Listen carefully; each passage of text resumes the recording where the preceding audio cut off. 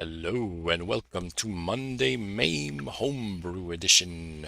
Yes, my voice is very deep because I've recently acquired a bit of a cold, but I'm feeling better now. It just my voice might be a little weird, and if it turns out to annoy me, I may, end the stream earlier than planned. But anyway, yeah, this is going to be about this stream's going to be about emulated games as always, but for I'm not spitting out the words right. Let's try again. This is going to be homebrew games, all homebrew games for various old school consoles such as NES, Commodore 64, Sega Genesis. And what is a homebrew game? In case you don't know, what does that even mean? That's just a game that some dude or some dudes, plural, have made that are usually unaffiliated with any like major game studio. So kind of like an indie game, plus with the bonus that they are made for pretty much obsolete game consoles. So, for example, if I and some buddies of mine decide to make an NES game, a game for the original Nintendo Entertainment System, if we made that today and we released it for free or we sold it, it would be considered a homebrew game. Now, most of the games that I have lined up for tonight are totally free, although I do have one for Commodore 64 that I'm really excited to play, and this spurred my whole idea for doing a homebrew stream, by the way. This is a game called Attack of the Pesky Robots. Petski Robots, actually. So this game seems like it's a little bit in depth, so we might play it last. But this is a cool looking game. It's made by the 8-bit guy, and we'll take a look inside this box later in the stream as well. And one other difference today, I decided I'm going to play on my Xbox controller, because why not? One reason is that the Petski Robots game plays well with a controller like this. And another reason is I don't feel like switching back and forth between my usual arcade console and the Xbox. So I'm just going to stick with the Xbox controller. So all that said, oh, you can't see anything. Okay, what can't you see, Ryan? In my view, it looks like everything's okay. Not sure what you mean. If you mean this console, I'm actually purposely zoomed in because I'm only going to be using the Xbox controller tonight. So it's going to be like this is how I'm playing. Hopefully that's what you mean. I'll be like do do do do do. All right. Hopefully that's what you're talking about. So I'm gonna jump into our first game of the evening, which is going to be Blade Buster for NES. Okay, while Ryan is logging off and trying again, I will start playing. Hopefully, by the way, if anybody else is experiencing what Ryan is seeing or not seeing, please let me know. He says he can't see anything. So I'm assuming it's an issue on his end, but I don't know for sure. And anyway, that said, hopefully Ryan sorts that out. But let's play Blade Buster for the NES. And for most of these games, I cannot really comment on who made it and why and stuff. They're just kind of games I searched around for, and I heard they were good or decent, or they caught my eye in some way. So this is a shmup game called Blade Buster. You can choose two different score attack modes, 2 minutes or 5 minutes. I think that's the only option, so I guess the entire game is score attack. It's just, do you want to play for 2 or 5 minutes? Okay, great. Ryan says it's all good now. Super. So let's jump into a 2-minute score attack of Blade Buster. Okay, we are shooting things. This is an NES shmup from, which year did the title screen say? I don't remember. It's hard to tell which ones are going to kill me and which ones are bonuses. Got them blue yo-yo creatures.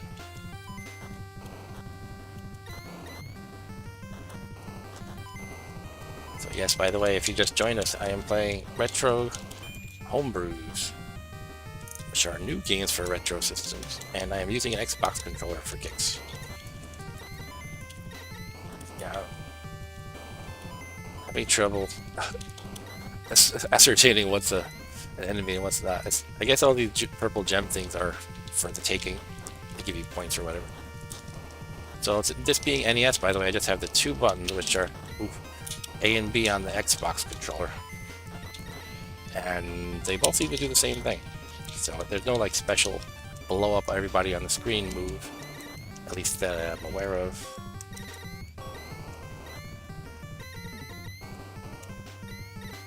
Which is, I don't know, different, I guess. It seems pretty well made so far. I know Ryan doesn't like shmups, so let me check the chat in a second. Whoa, lost time though. Oh, he's throwing like, it looks like the paddle in Arkanoid. He's throwing out a bunch of that at me. He's like, those are the dead bodies of all the players who lost in Arkanoid. And he just collected them all and he's spewing them at me.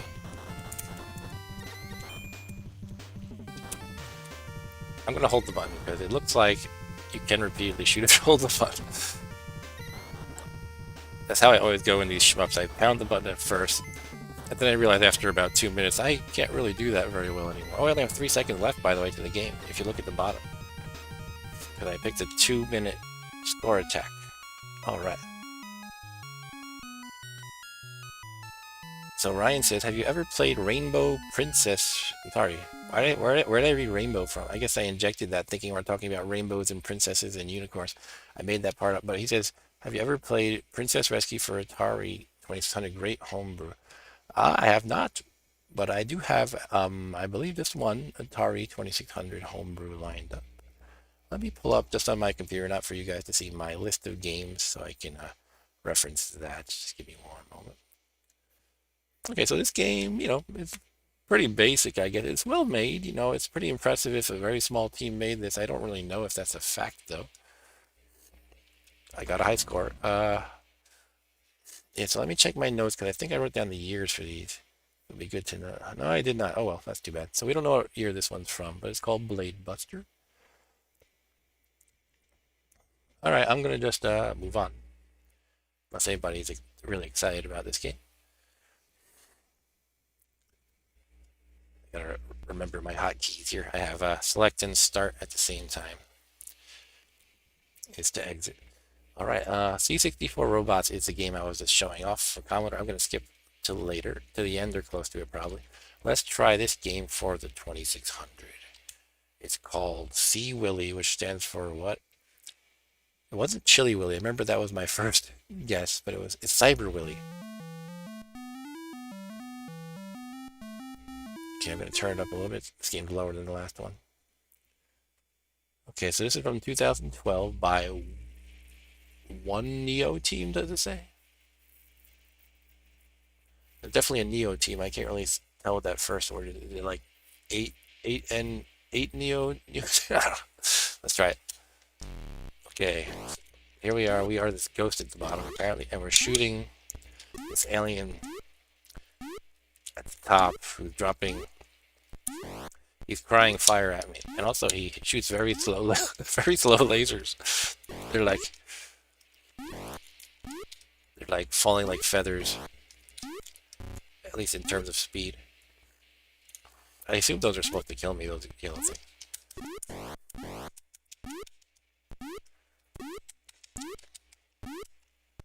Yeah, this is probably not the top Atari 2600 homebrew game, but there was a website, I don't recall the name offhand, where you could search for these things, these homebrew games, so I decided to search for highly rated ones, and this is one of them. So this game apparently is like a boss fight game where each level is a boss. It gets harder and harder each time. It's good, you know, it could be good. It's just I'm judging it quickly, but it's something weird about those yellow things just falling really slowly. It seems weird. Don't know how else to describe it. Ryan says, can't all be winners, I guess. I'm getting beat up, by the way. Well, let's give it a fair playthrough. But yeah, offhand, the first impression is not, oh my god, this is awesome. It's no ET, you know?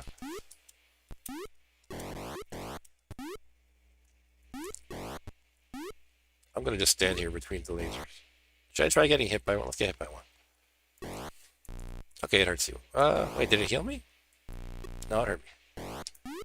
I guess that meter on the lower left is my life. It looks like there's another one to the right, though. The right is my score. Go, Cyber Willie.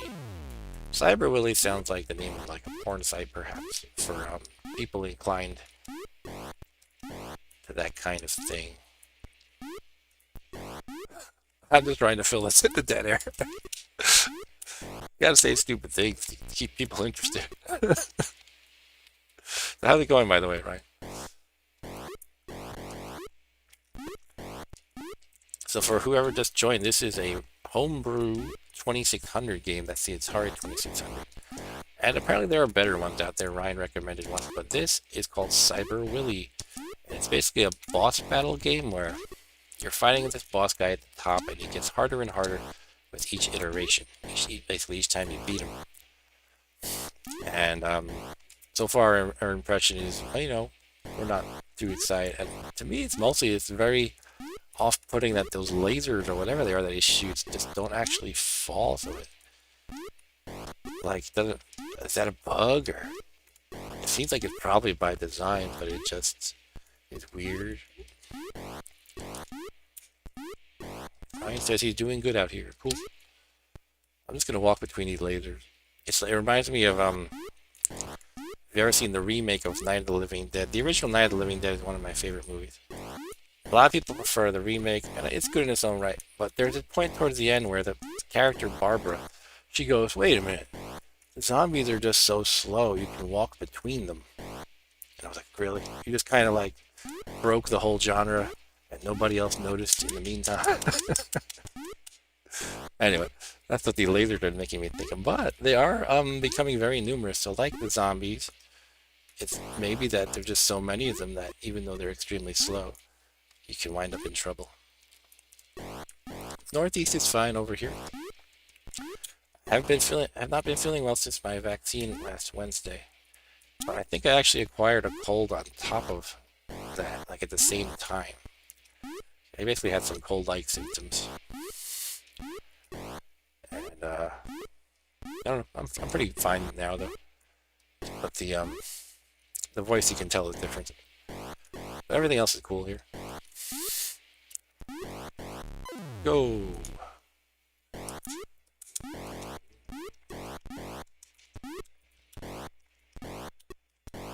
Is he like crying tears while dropping slow motion lasers on me? Are those orange? No, they don't come out of him. They just kind of fall randomly from the sky. Alright, I don't know. Also, I feel like the difficulty is not very high. The only reason why I've even been damaged is because I was kind of like screwing around, like, hey, let's test if the laser hits me. And at one point I was not paying attention because I was reading the chat, so I don't know. I guess it probably will get harder. But, like, how long do we have to play for?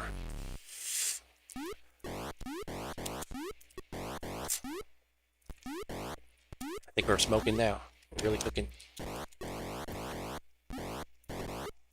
Yeah, it actually feels a bit lively. Yeah, one thing I noticed is some games, especially homebrew ones, they tend to ramp up the difficulty very slowly. Not all of them, but I've seen that more than in commercial games. Like I have this Vectrex Pac-Man game called Vec-Man, and you get up to like level, probably exaggerating a little bit, it feels like 30 before the game starts getting hard.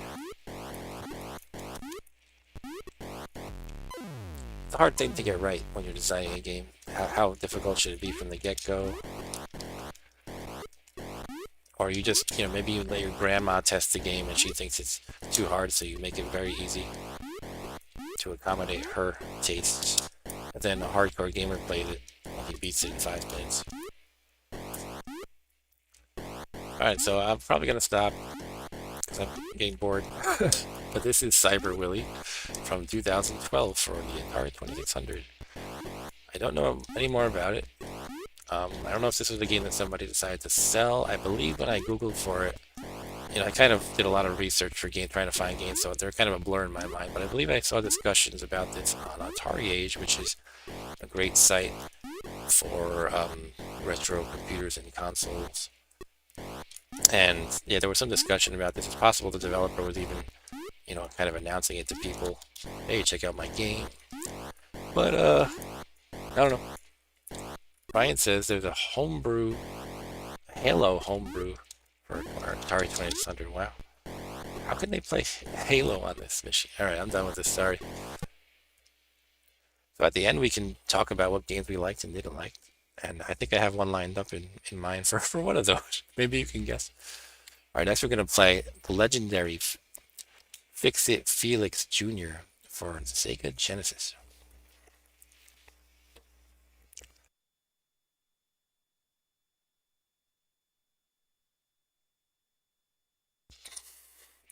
So, if anybody has seen the movie Wreck-It Ralph, this should ring a bell. And this is I think it might have been made by someone hired by the movie studio or the movie studio themselves. Anyway, let's play some It Felix Jr. Do we have any sound yet? There we go. Okay, there's some sound. Okay,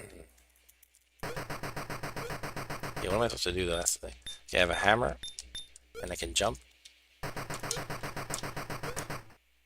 Okay, I think it's just 2 buttons. Oh, I'm supposed to fix the windows and stuff, right? Yeah. Before Ralph destroys everything. And do I get to beat up Ralph at the end? Can you not turn to the left? You can. It's just a little weird how it works.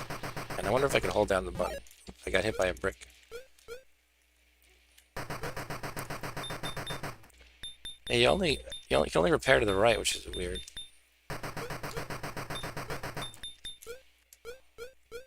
Take that, Wreck-It Ralph. Ah. So.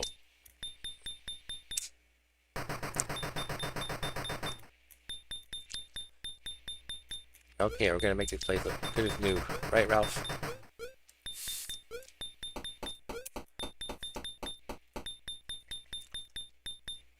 I always figured Ralph was supposed to be similar to Donkey Kong.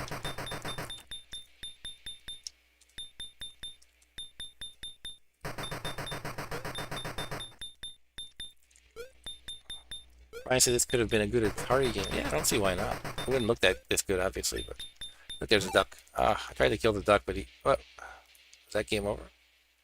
Okay, it had an unceremonious game over screen. It just kind of abruptly ended. Let's try again. Fix It Felix Jr.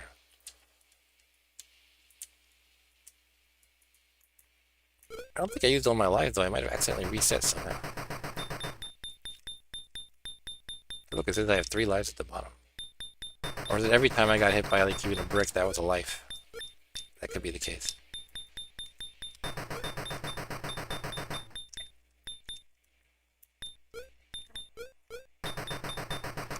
The sign on the building says, "Nice land."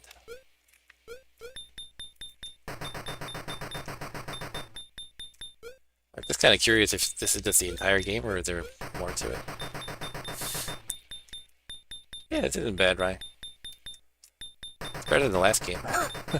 I feel bad criticizing because that's probably, I respect these homebrewers. And, just doing something for the fun of it, passion. Sometimes they even charge money, but it's not like anybody's expecting to get rich. But I just didn't enjoy that game. I mean, it's possible you have to get to level 30 or whatever, like I was saying about that other game I had tried. Vecman for Vectrex, where it was like they ramped up the difficulty so slowly that you got bored in the meantime. But I don't know. It didn't grab me, so, I just want to kill that duck, but... Alright, I got these little people now. Yay! Are they in the movie? Oh, they threw him off the building. Ooh, poor Ralph. And that's the end. Okay. That's the whole game, I suppose. It's more like a demo almost than a full-fledged game. At least, if you bought this for Sega Genesis, you would expect more. Like, say it was a real game in the early 90s. That's pretty fun, though. I liked it.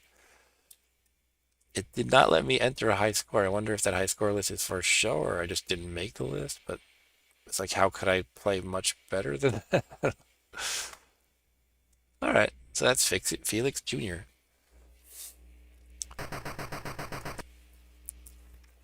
Next up on the agenda, let's zoom out a little bit.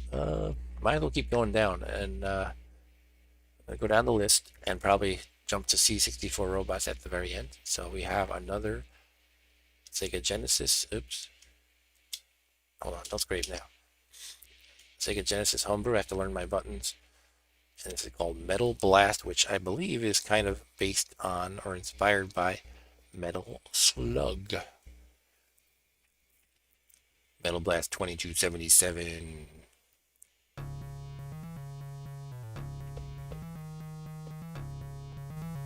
Turn it up.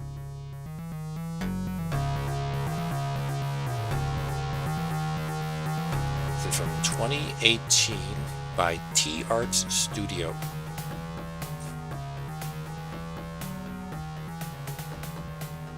Okay.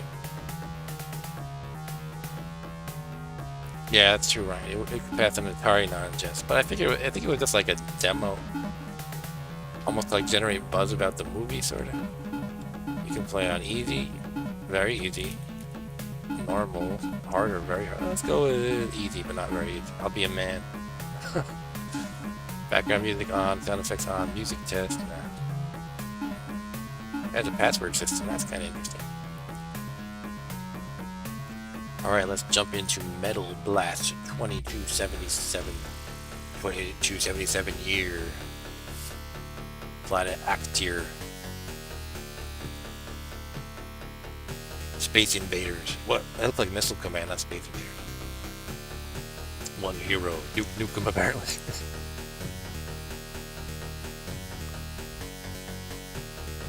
Yeah, so what I can gather, this is a combination of Missile Command and Nuke them.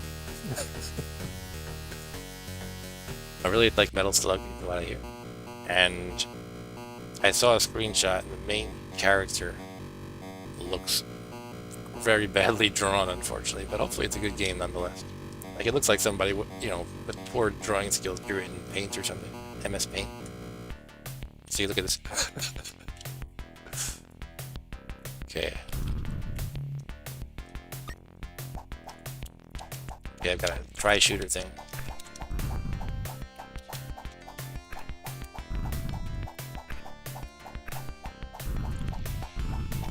Okay, I'm on this pickup truck.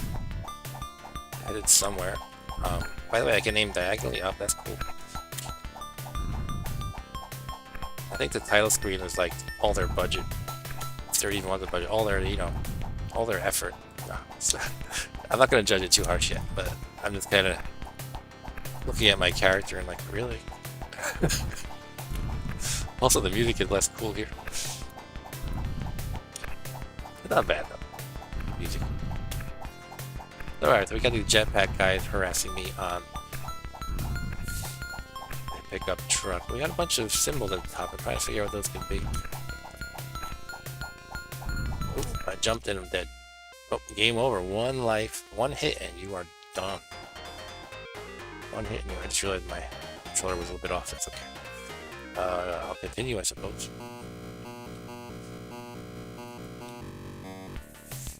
Let's go. Look at the bee. Probably got that before. There shoots a bee.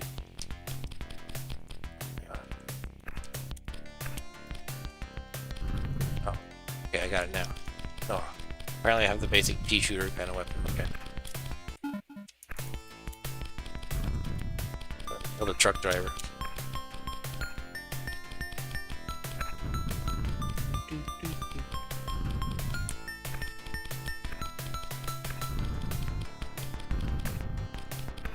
Now, there was one game I played on my last stream, which was the Neo Geo stream, and the game was called Shock Troopers, where I really liked the way you could lock into position and maintain the direction of your fire with minimal effort. This does not have anything like that. Now, one thing you can do, one thing that's good to do, in my opinion, or let me explain a little bit. One thing that justifies being a home brewer is you can take design ideas. Oh, dead because I'm scratching my eye. You can take design ideas as they've evolved over all these years and put them in a retro console game that maybe nobody would have thought of back then. So in other words, you could have something like what I just mentioned, the locking mechanic from that Neo Geo game. Now that it's 2018, you know, when they made it, it was 2018. But I guess they didn't think of that, or maybe they like the way this works. I don't know. I don't know why I'm trying again, but I want to get past this pickup truck level. Unless the whole game is on a pickup truck. In which case, it should have just been called Dude with a Gun on a Pickup Truck.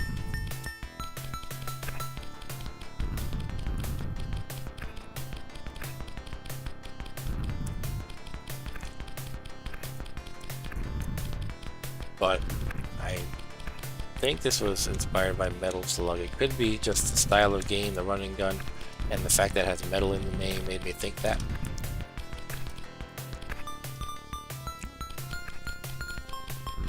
Yeah, Ryan said this is easy. I can't imagine it very hard. I mean, I could probably do better for sure, but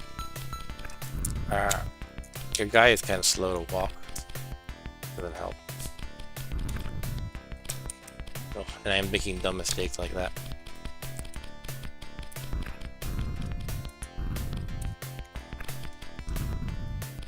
Another thing that newbie designers find is much easier to make a game harder than it is to make it the right difficulty level. And when you're programming AI for enemies, a lot of designers start overthinking it, or you almost have to try hard to make them very easy. Because if you have a game with, you know, mowing down hundreds of enemies, each one has to be really ridiculously dumb. But these guys are not even following the logic. Let's go right to him and then shoot him. They're just kind of moving around back and forth, shooting occasionally. Not like shooting as fast as anybody with a real gun would. What's going on here? Okay, we got an alien ship. Let's shoot it. Whoa. Oh.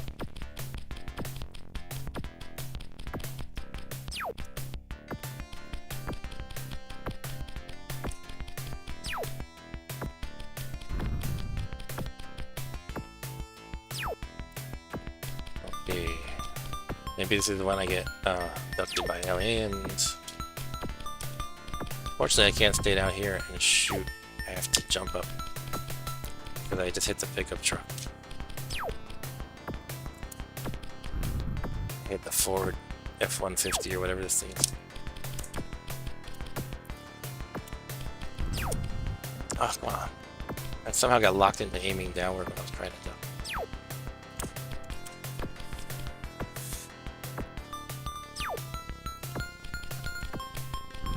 Alright, more things are exploding, which is always good. Of course, the question is, has anybody played this game? I don't think anybody has. But if you are in the chat and you have played, what is this called? Metal something for Sega Genesis from 2018, let me know. And if you've played any other homebrew games that you think are good, let me know and I can play them next time I do a homebrew stream, which will be who knows when.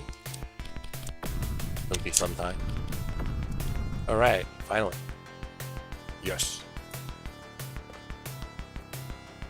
They should have just lifted the sprite from the original Duke Nukem game. Stage 2, password 822216.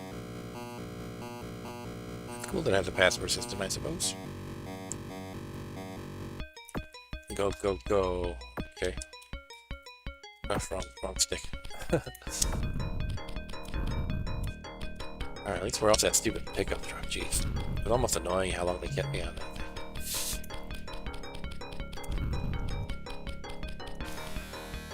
Yeah. You gotta take 2 shots, not 1. I can't. What? Are those things at the top like weapons I can select or something? What if I hit select? No?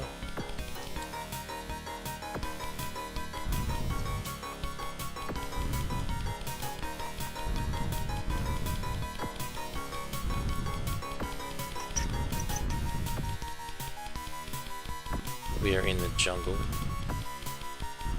Not in a pickup truck. We decided to go on foot now. Instead of surfing on the truck. Who's the driver though? I hope he's okay. I figure he's probably not though.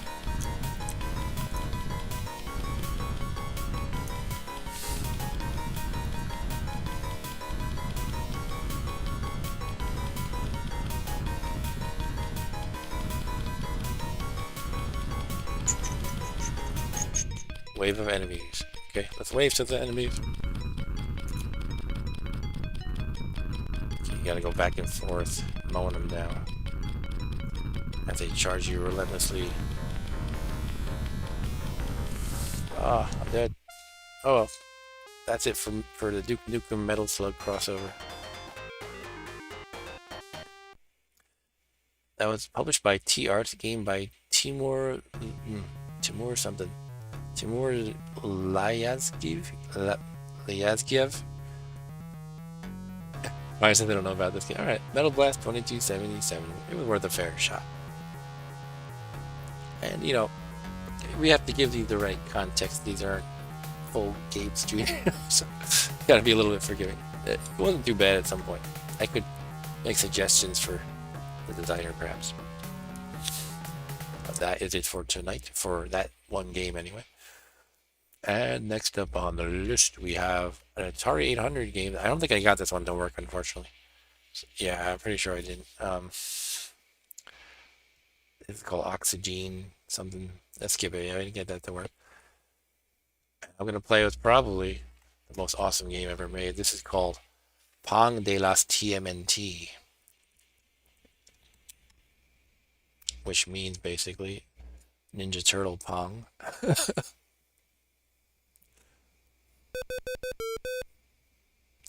Now that was okay. That was an homage to the TMNT theme, I suppose. Empuje, one player start, para 1P. Okay, that's saying you press one player controller start to play one player, as you might think. Pong de las Tortugas Ninja. Alright. So we are on the left, we are Leonardo and Michelangelo, I guess, against Raphael and Donatello. I don't know why this is so funny to me. So this is, I guess, it. It's Pong, but you have the Ninja Turtles pushing the paddle. Now, one thing that never really translates too well for me is kind of like Pong or Breakout style games where you don't have either a paddle or an analog stick. Then you just can't control your speed, and this exact situation has happened. You have to be able to predict where the ball is going to go, or you just simply are not physically able to reach it in time always. Because it doesn't let you go faster. But at least now I learned the pattern. When you miss a ball, it goes up, then down, up, down. It alternates when the ball reappears. This one gets points for being funny, says Ryan. Yeah. Can't argue with that, right?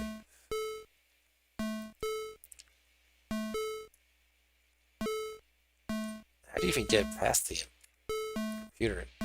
Usually you have to like try to make it really like a sharp hit in games like this, like a sharp angle. If you're gonna try to beat the computer, but just not having luck. There's got to be some trick to it, right? Unless they made the AI impossible. And again, this being just some guy in his basement, it could very well be the case that he just decided to make this for a two-player game, and then he just kind of threw in some basic AI at the last minute, and it would be physically impossible to beat. Oh. Or it was just something he was doing for the fun of it, maybe to learn how to program on NES. This was his first game, but he didn't actually care about making it winnable. I thought I got by him there for a second. Guess not.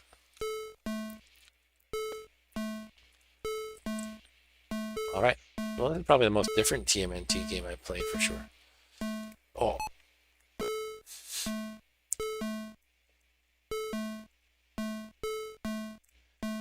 It would be... I wonder how they could enhance this. Like the... Oh. Perfecto. So Raphael and Donatello win with a perfect. I was just thinking, is there any way they could make this better? Maybe throw in more TMNT elements like pizzas that you could knock the ball into to get some kind of bonus or something. Alright, I don't see any need to play this again, really, but that is TMNT Pong. Next up is a Game Boy homebrew called Roadhog Frog. Yeah, I agree, Ryan. You can't use the NES controller for a Pong game. That's why if you remember NES Arkanoid, it came with a special controller just for that game. It was a dial. You just can't play Arkanoid on a D-pad. I mean, you can, but it winds up being like that. So there's actually a homebrewer I'm following. It's not a homebrewer per se, but his name is Brian, and he has a channel called Brian's Man Cave, and he does a lot of fun videos about retro gaming. And he picked up a book that I picked up too for developing in television games. And his first game is a Kaboom style game. It's like a knockoff of Kaboom. And it's good. The work in progress is good. But ultimately, he's forced to use a controller like this, like the D-pad, to control paddles. And, but he's just learning. It's fine. It's not like it's trying to make money. Anyway, this game I read the vast instructions. You are this frog on a motorcycle. And you're trying to catch the flies while avoiding the bumblebees. Bumblebees. Oh. And this is probably going to be a very simple game, as you can see. But you cannot do anything but jump, it looks like. Can't even pause the game. They did not implement a pause feature. And, okay. And I'm learning the jump. It doesn't even let you. You can't just tap it for a short jump and hold it for a long jump. It's literally all you do is you press the jump button and you jump that full height. So this is basically like that Google Chrome game with the dinosaur, except less developed. Like, in other words, you can't do as much stuff. Ryan says, love Game Boy graphics and colors. I had a love affair with my Game Boy back in the day. I don't think I'm attached to the colors anymore, though. It had a cool style to it, though. Like, you can just glance at this and go, oh, it's Game Boy. So Ryan also says, Game Boy, Atari 2600, and pinball are my favorite game/systems type. Cool. I'm tempted about virtual pinball tables like you were talking about once, Ryan. I don't have any place to put them right now. If I did, I would probably be working on one already. But it's something I've just been thinking about once in a while. There's actually, speaking of pinball, there's a new place by me here on Long Island. There's a new place in the mall by me, and it's a pinball place. They have about 30 pinball sets, and I heard like 4 arcade cabinets. I don't know what games. So it's mostly for pinball, but I might check that out. And it's like you pay, I think, $10 for a half hour, all the games you want, 15 for a full hour, or $25 for like the whole day. So maybe I'll take Rob Bob someday and just do like an hour worth for 15 bucks. It'd be cool to play an hour of pinball game.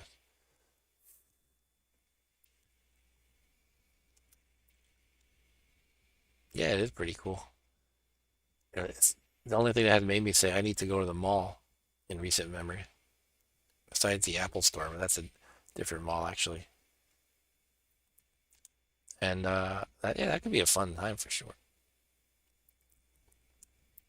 I have a feeling they're not going to last long, but we'll see. I want them to succeed. I'll have to go like every day, right? Give them the $15 for an hour of play every day.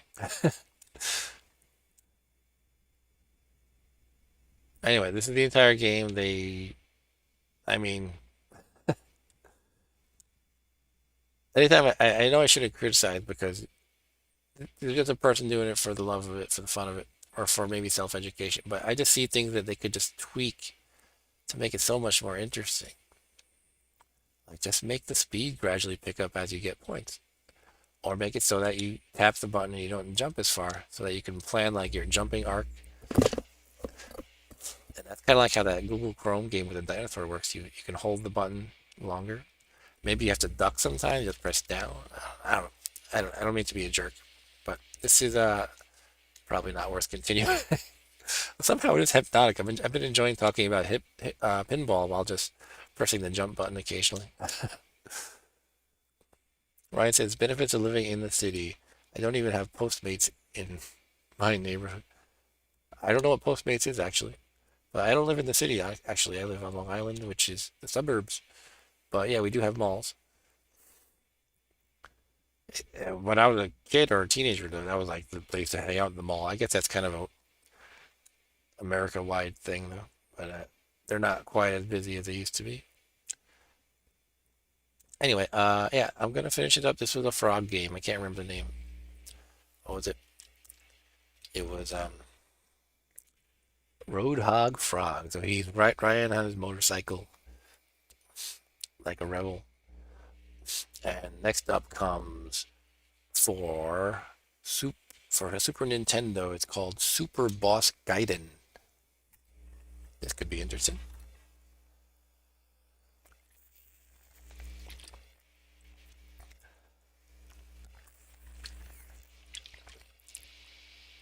Oh, you're talking about your city in New Mexico. Okay, gotcha. Or I gotcha. Yeah, benefits not living where you are. Okay. I'm sure it's got its perks, right? Super Boss Gaiden.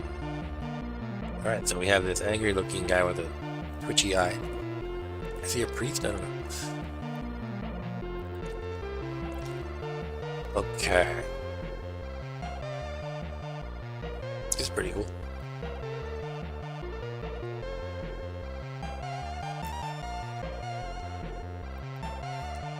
Roger Ebert.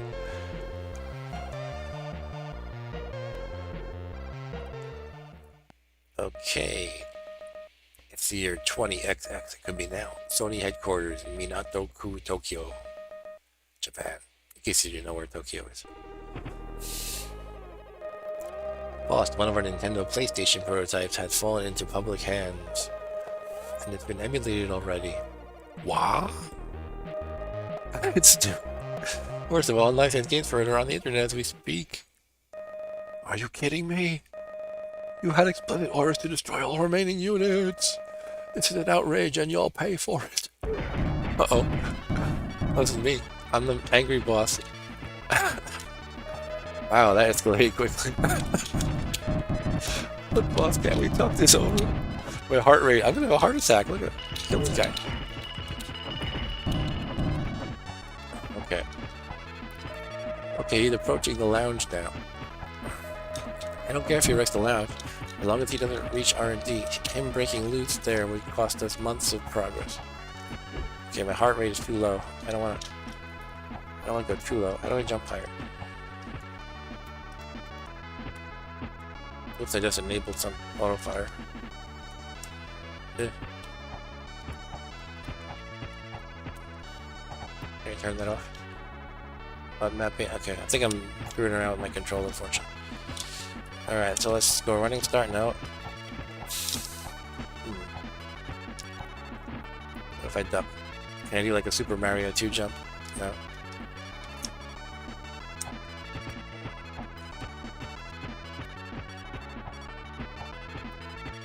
It's Stu when he gets mad at a Star Trek game. By the way, I have to watch Stu's hockey video that he said I'm in. He made me one of the characters or something. Did you see how it's a goalie, I think? Okay, so I can't even figure out how to play this. Can I double jump?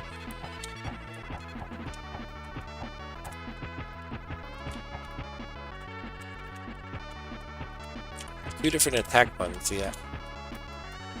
This one looks like I'm grabbing or something. I'm trying to choke a bitch. I mean somebody. This is a punch. This does nothing. Oh, look. Oh, you can double jump. Okay, cool. Let's go right. Oh. Alright. Kill the cat. Oh. You're making me mad, cat. Cool, the cat exploded. Now we're going to the lounge. We're gonna smash this piano. What is that? Oh, that's that guy from that PlayStation game. Little Big Planet or something. Smash the jukebox. Smash and kill. Elevator. Okay. Cannot punch him. Get him going down the shaft. He's headed for the elevator shaft. Seal the emergency trap doors. Done. He won't get out of there, that's for sure. Ah, giant bomb. Get out of here, bomb. Don't you think throwing bombs is a bit extreme? You might hurt him. Better safe than sorry. Besides, he's tough as nails. He can take it. Oh. Well, we're just supposed to avoid the bombs? They all keep landing over there. I feel like I have to do something else. I don't know what. Oh, you have to do the grab button. Maybe I have to grab it and throw it at something? Maybe it's the right. It can blow up in that wall. Ah! Too much bounce. Okay, to the left, maybe. That's you.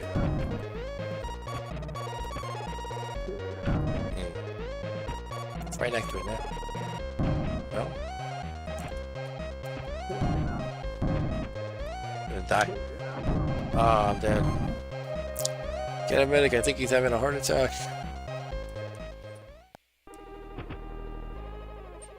Boss, one of our Nintendo. Same thing. Okay, let's smash him better this time.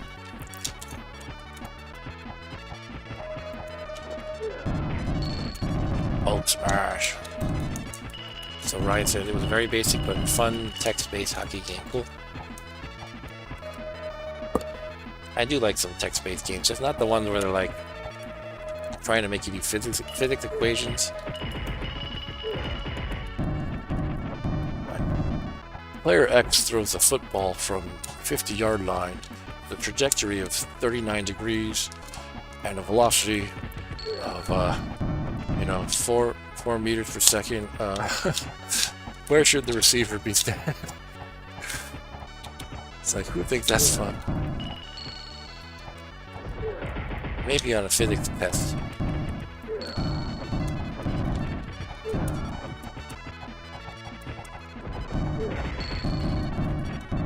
Alright, this time we're gonna not die.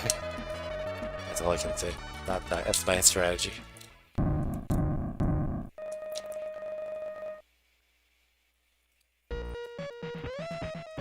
Yeah, I can hide in here.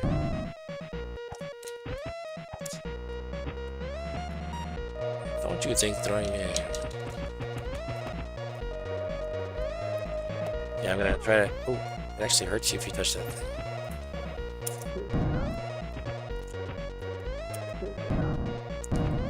Ooh. Now I can go to the left again. No. Better safe than sorry, huh? Yeah, right. What?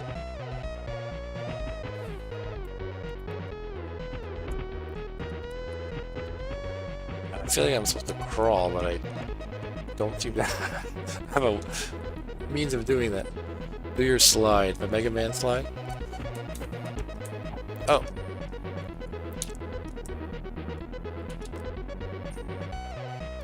There is a slide. It just doesn't make me small. Oh. Oh, I just have to jump over that little obstacle. Okay. So now we can go to the left and jump up here.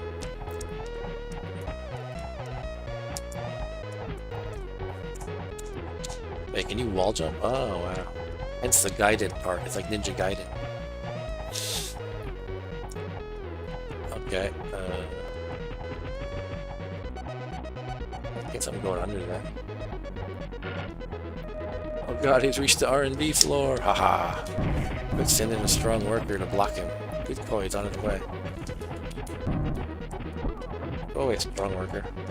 There's infinitely generating strong workers. Don't give me a heart attack. You see that? Uppercut.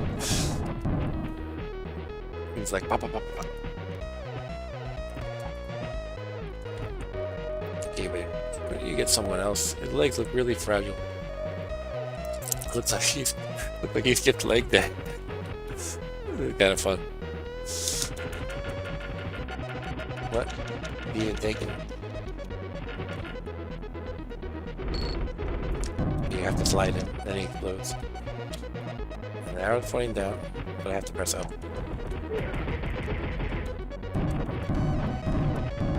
Go away, zombies. Smashing all the computers.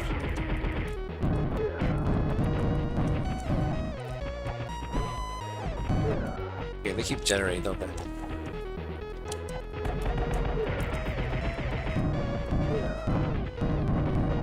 What does it say? No something.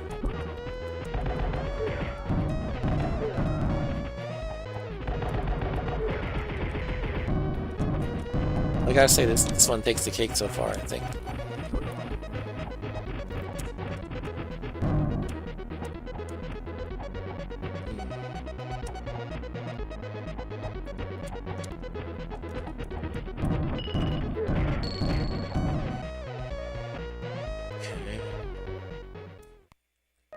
Boss, that's it. You just wrecked all computers in the R&D department. Woohoo! I'm sorry, but I'll have to stop you right here with my bare hands if need be. Alright, let's do it. Are you man enough to fight me? I'm man enough. I will Hadouken you too. Yeah, you keep chickening out. You like backing it way at it. Come on. Throw him. Pick him up and throw him. Chicken. Ah.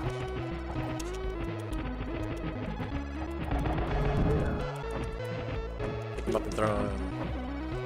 You're a wimp.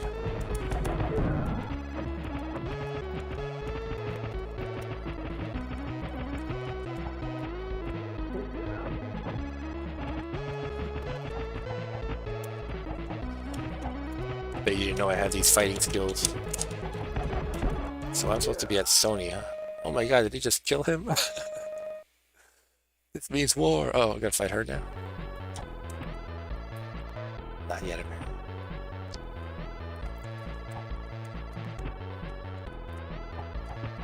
Rappa.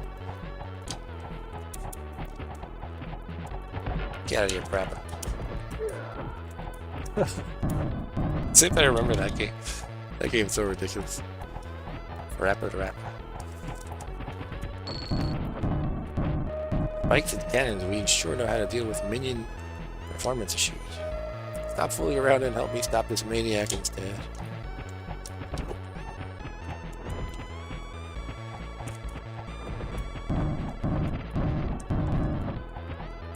What is that?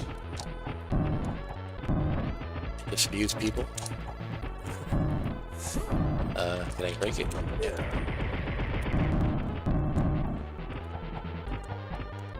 Oh no.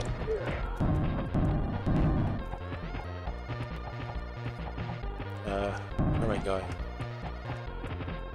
There?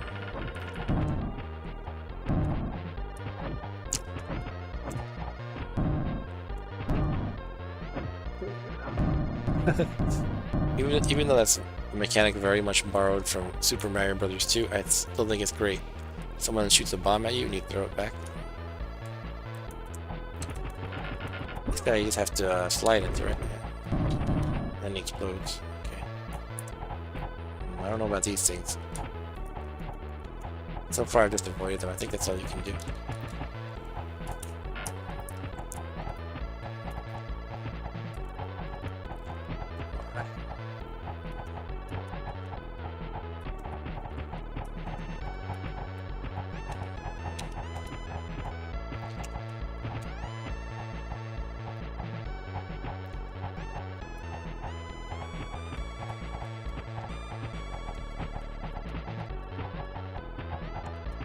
Slide. I still don't know what that no symbol is. Like, what's it even behind? I mean, what's behind the no symbol? It's got a slash circle, but I can't even see what it's supposed to be. Anyway, so far this is pretty fun.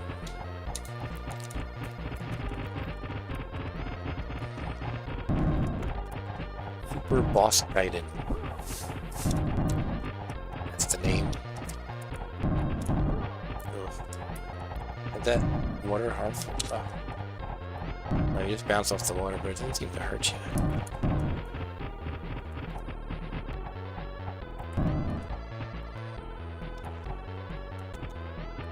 Brappa again. Get off me, Brappa. Hey!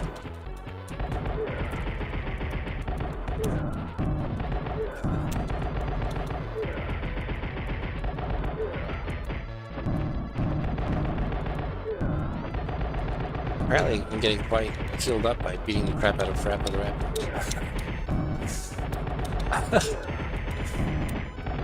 Does he ever die? So throw him away? Okay, I'm gonna throw him away. Don't we have something else to throw at him? Oh. Gotta go to the other side, I bet. Then she turns around, or he, whatever it is. I'm getting really killed now, though. Huh. Maybe I have to throw a bomb or something. I guess that no symbol means I just can't enter there. How do I kill this one? I'm gonna die. Is there anything I can throw? What about this flower pot? Ah, here we go. Oh. Maybe I have to rebound it off the wall behind?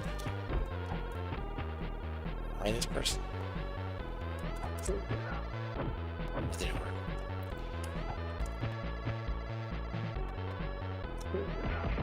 Oh, it did so. That was what I had to do. I just had to bounce it right.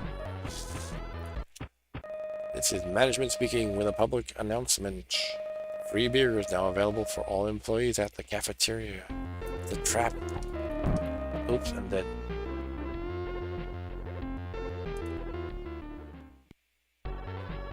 Okay, that's a good place to cut off the game. So that was fun. Definitely an interesting premise. I will take a brief water break.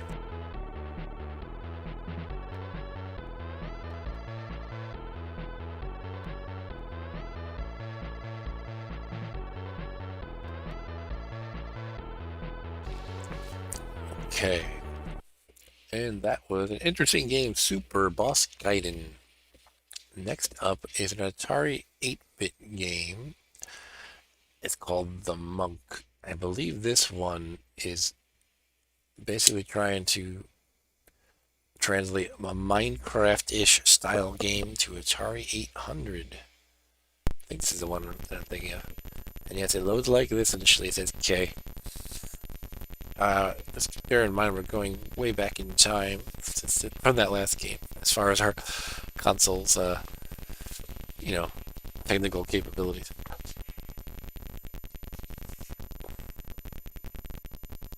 And I do have to wait the full load time here.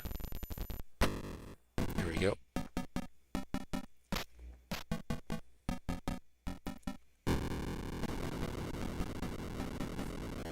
What did it say? Abuk Software Contest 2016. Press fire to start the game. Let's do it. First, there was chaos.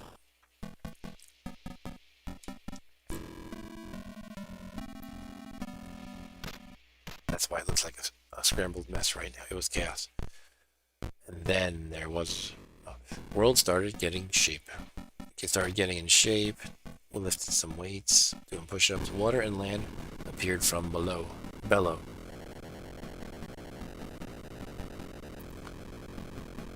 Then forests started growing. Finally, other plants filled up space. And then the monsters came. Press fire to start game. Looks like the image kind of only partially drew. I guess we have partial chaos. Or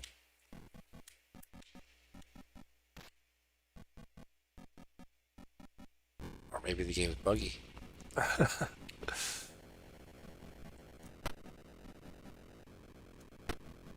Okay. I don't think it's supposed to look like this.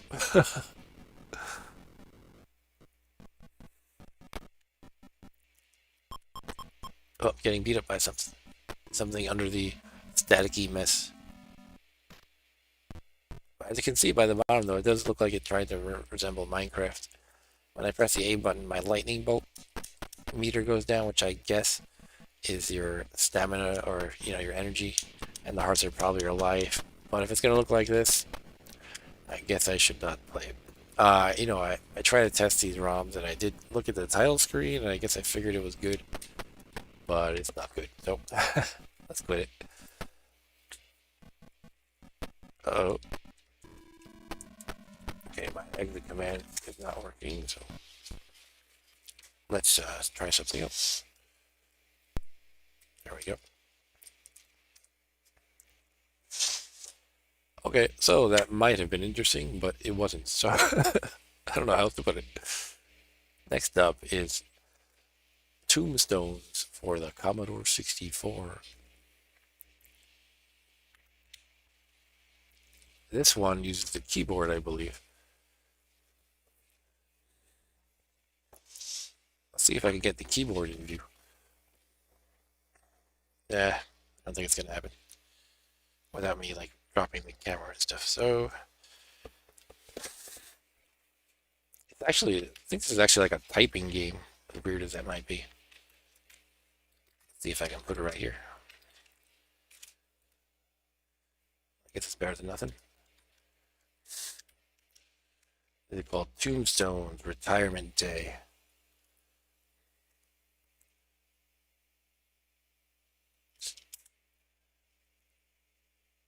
It's a bunch of credits. The story: our hero, El Gringo, is infamous for being the fastest and most dangerous gunslinger in the wild, wild west.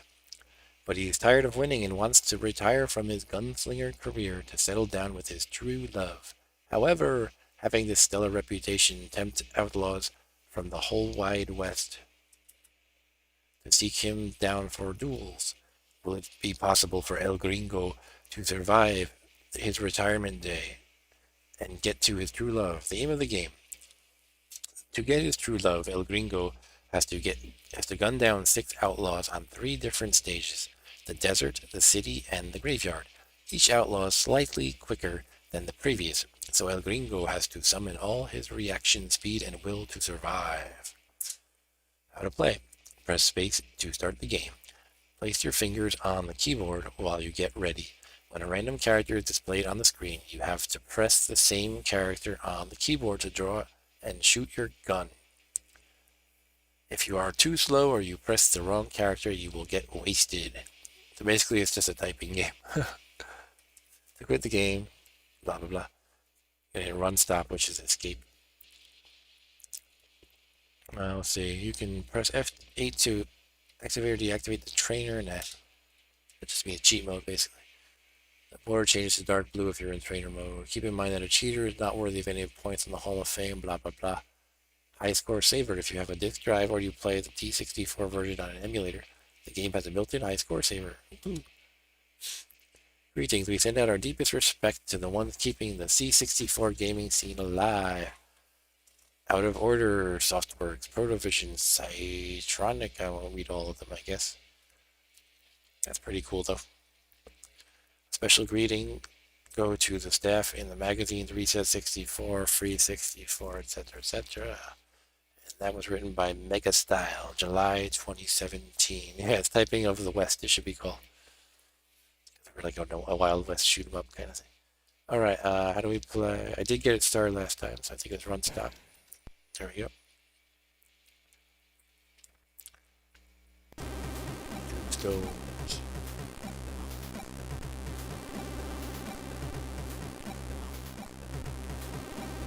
Okay.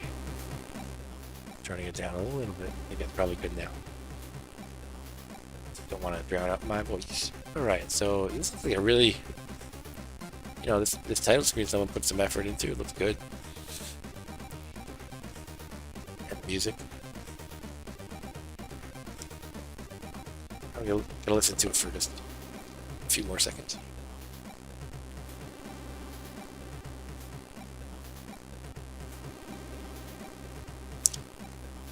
You don't know how to type, Brian? How are you typing all these chat messages? Alright, here we go.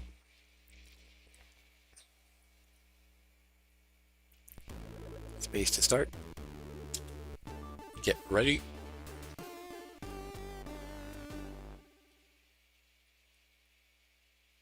W, I shot him. I'm used to typing W for my last name.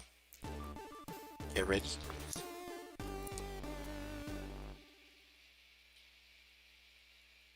Q.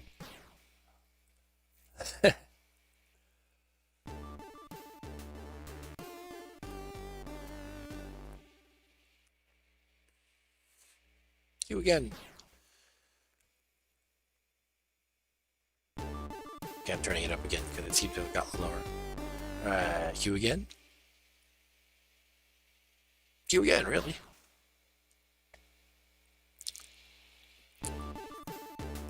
Brian says, well, I should say I typed in school. Hold on one second.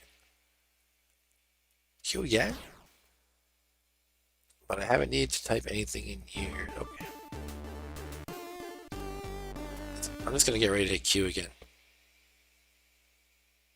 Are you kidding me? Is it because it's the first level that they just kind of repeat things more often? Okay, now I'm on 2-1, so I'm assuming it's going to be harder. What? Is it using like a bad random number generator? Like their RNG is faulty.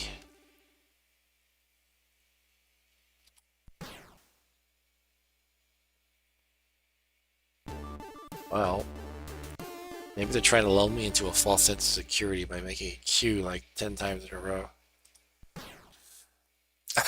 Ryan says, okay, this typing I could handle. What is this? Like, come on, this can't be right.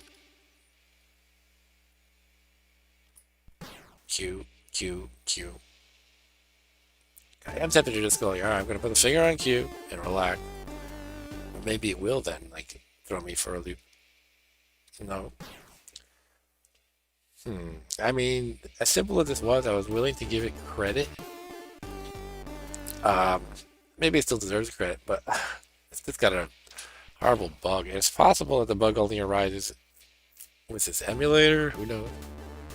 But something needs to be fixed for sure. Come on.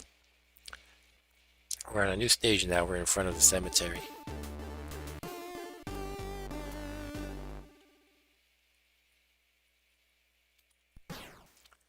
This should be called the Q of the West. Like that game, The Law of the West. All you do is type Q. Why not just call it press Q? Press Q the game. I did have to type W the first time.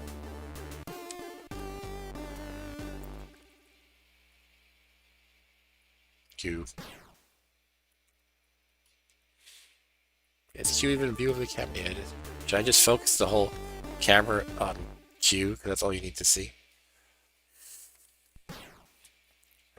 I guess we'll see what the end game looks like. Okay, is there a cool ending?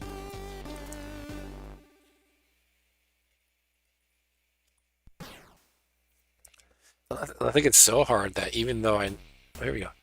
You survived retirement day. Enjoy life with Miss Jiggly Tits. Okay, it was worth it for that. All right, Miss Jiggly Tits.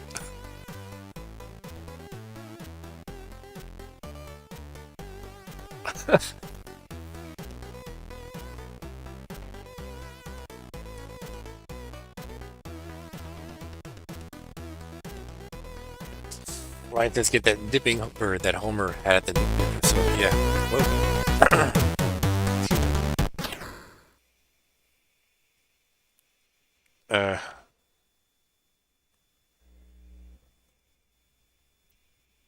Okay, so for some reason OBS is forcing me to crank the game's volume, and then when I push it down again, it doesn't actually. It snaps back to the max. What is it doing? Fortunately, it's not making sound right now. But like you should see, it's got it has like the meter for the volume, and it's like a slider. I mean, and I move it to the left, and it just snaps back to the maximum every time. Like, come on, OBS, stop being stupid. It's fine for now, but it's not going to be in the next game. That thing works, right? Anyway, it shows my tombstone because I died peacefully in my own bed. I did not get shot. I feel like I should make my initials Q. Out to FPW. See, now it's loud. Oh, it's letting me lower it now, so okay, cool. Okay, I'm gonna try it one more time just to see if it does the Q thing again. It has potential to be a fun game, even if it's just typing. But not if it makes you type Q every single time, except the first one.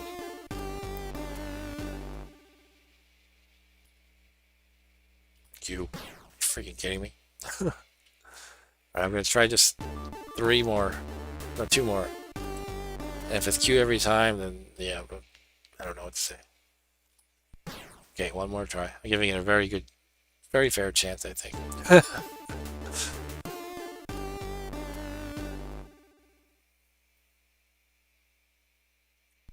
Okay, that's it. Sorry, game. I want to like you, but maybe I'll just notify developers of this game, and I could even just show them this video. Let's watch when I get shot. Let's see what happens. Okay, I get shot. Too slow. Game over. You only get the 1 life. Okay, good to know. My initials are QQQ. Multiplayer co-op. Q. Alright, that was Tombstones.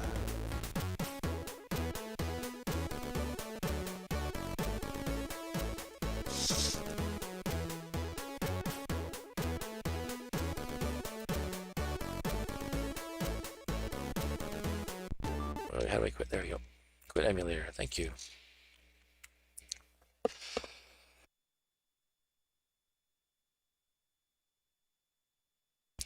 Okay, we're getting towards the end. We have 2 Cyclops for Mega Drive, and then we're gonna go for the grand finale with the Petsky Robots game. 2 Cyclops for Mega Drive. Mega Drive meaning Sega Genesis, by the way. They called it Mega Drive in I don't know where. I think Europe and Asia all call it Mega Drive. US, and I think Arturo said that in Mexico it was called Genesis there too. So I guess North America-ish. Maybe South America too. Anyway, you can play Portuguese or English. And these are the 2 Cyclopses, I suppose.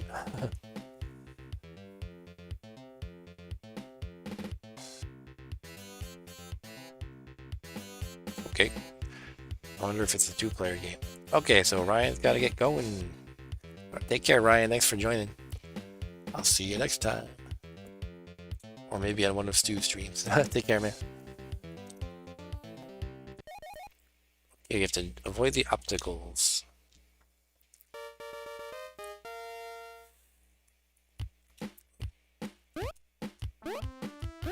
I think I landed on the spike and I'm fine.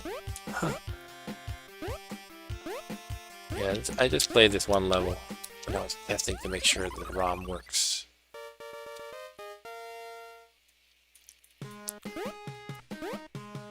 Okay, we have these floating head things trying to kill us.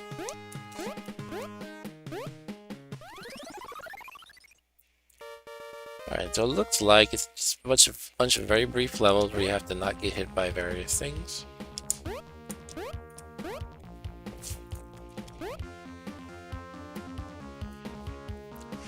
And it's kind of one of those things where it's, why did they choose Mega Drive as their platform? Because they don't really take advantage of the graphical capabilities for sure. This could be like, oh, it's hardly using any colors. It's like no color depth. It could be anything really.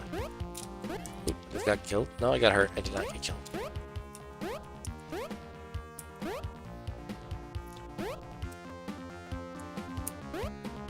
In my view, if you make something for, say, Genesis, you want to use that, all those colors that are available, like make things look nice and shaded, and but whatever. Got a gun that's gonna shoot me. Yeah, these kind of random objects. They remind me of certain games that I played on Commodore, and I've seen on ZX Spectrum as well. And they just kind of like Monty on the Run is one of them, where like the enemies are just random objects. Like here's a gun floating around, and here's a bowling ball.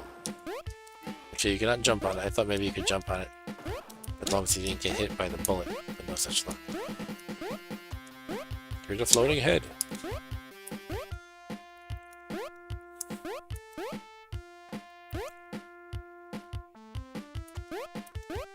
Oop. Game over.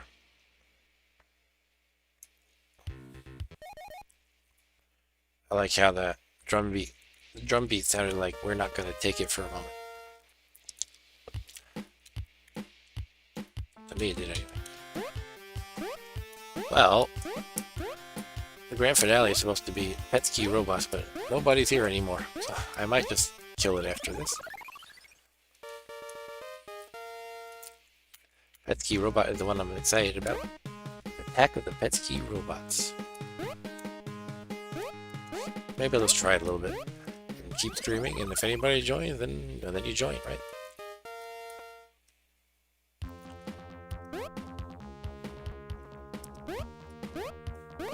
And it's had, this game, in my opinion, this one so far, it's not great, but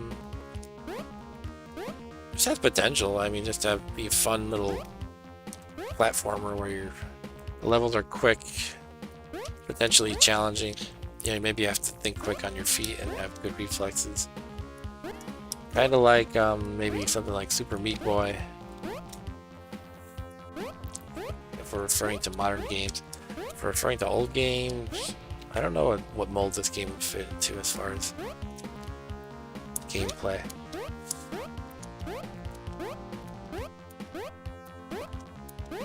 But it's definitely kind of like quick and dirty levels.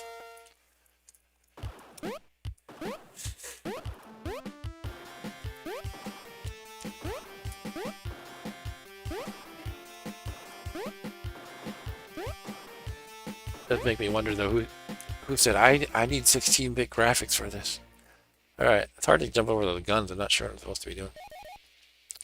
Alright, so I'll probably repeat this when I actually have viewers.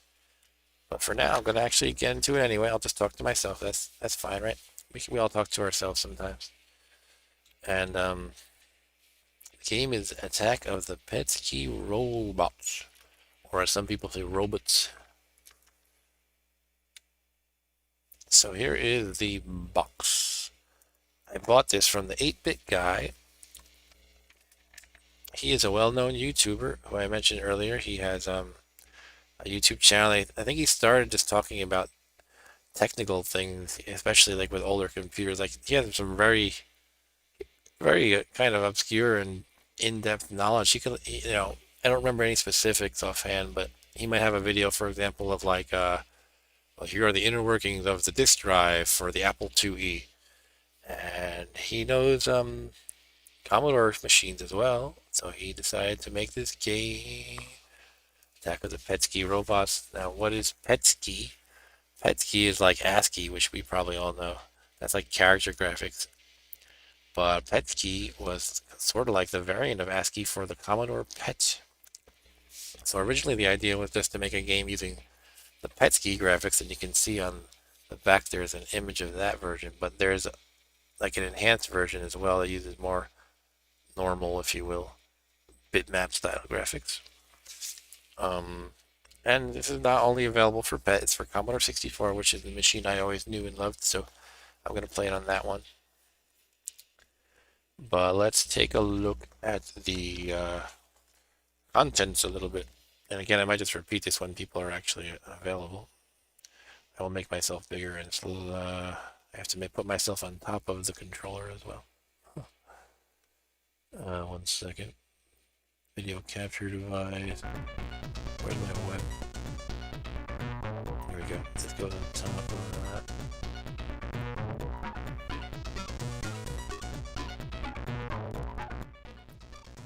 That's the title screen, by the way. Okay, why don't we take a look inside a little bit. The box, we've already looked at that. Open it up, and you got a manual in your face. Aside from the manual, we actually have 5¼ inch floppy diskette that'll run on a real Commodore 64, as well as the other machines I mentioned, VIC-20 and PET. So we've got the major Commodore machines, basically.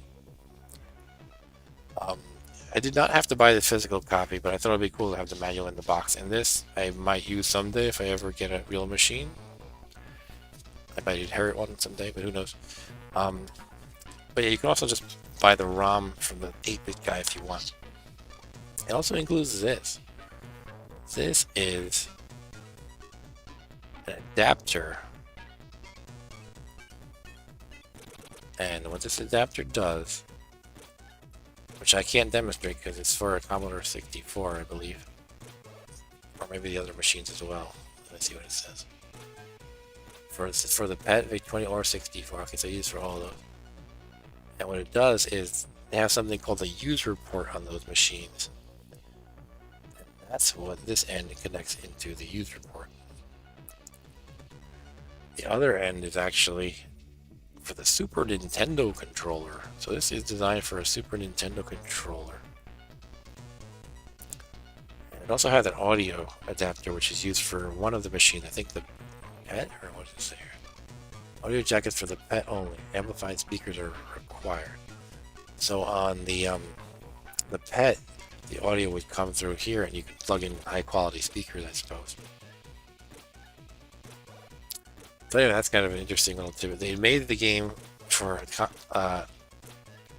SNES, although if you can just use something like this on an emulator, the Xbox controller, if you map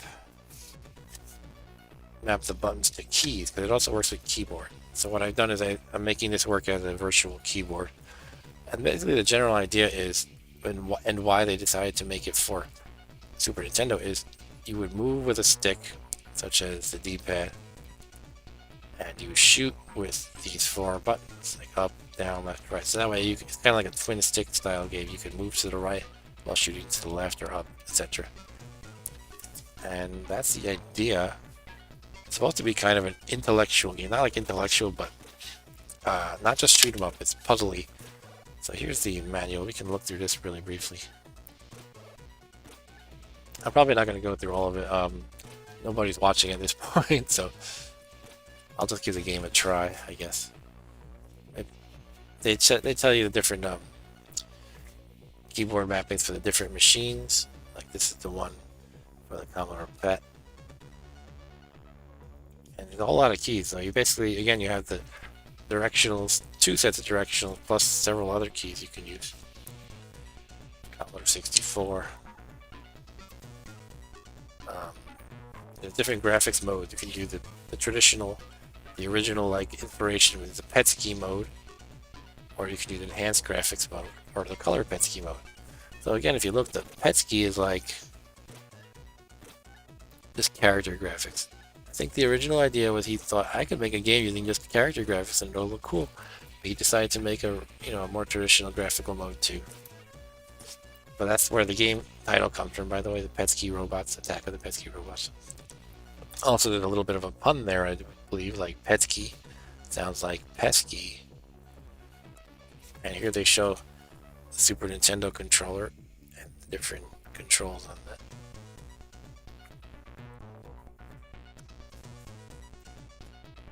And there's a lot of screenshots.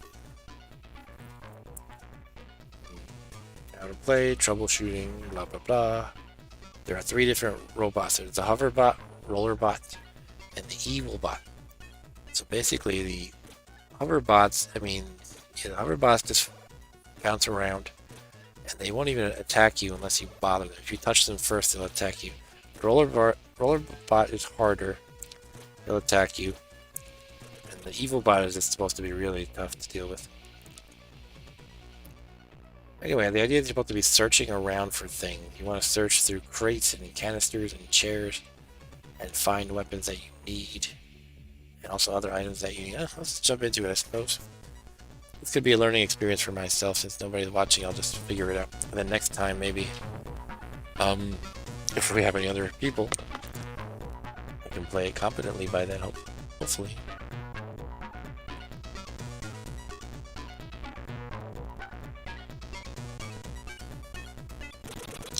I don't remember exactly how I had this oriented, but that's good enough. Put it to the left, I guess. Alright, time for the Petsky Robots. Not the Petsky Robots, the Petsky Robot. Just checking something real quick.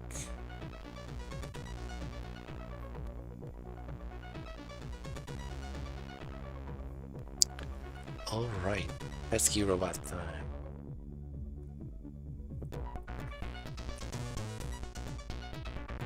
You can choose different maps. I'm going to start on the first one. controls you can choose to I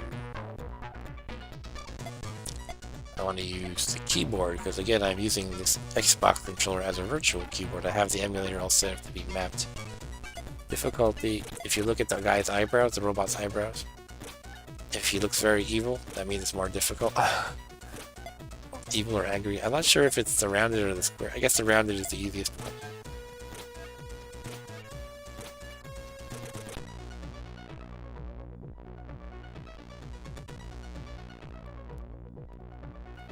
Okay, let's see. So map, we already want to go with. We already know we want to go with the basic one and start game. Let's do it. What am I pressing? Here we go. Loading map 1. Research lab.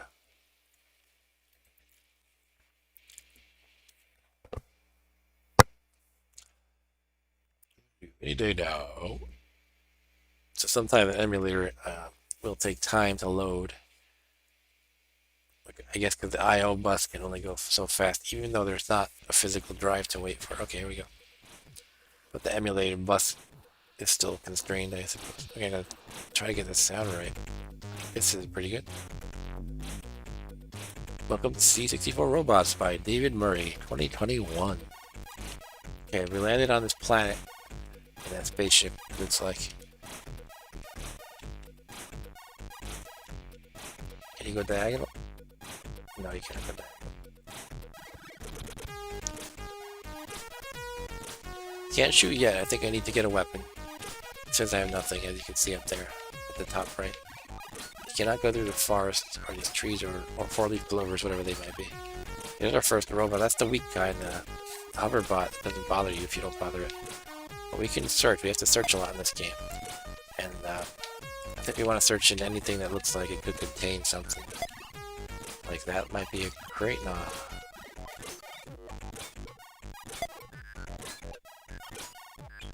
Let me pull up the manual to see the things that contain items generally. Things that contain items. Searching. So we got canisters that look like a green cube with a Q on it. Here we go.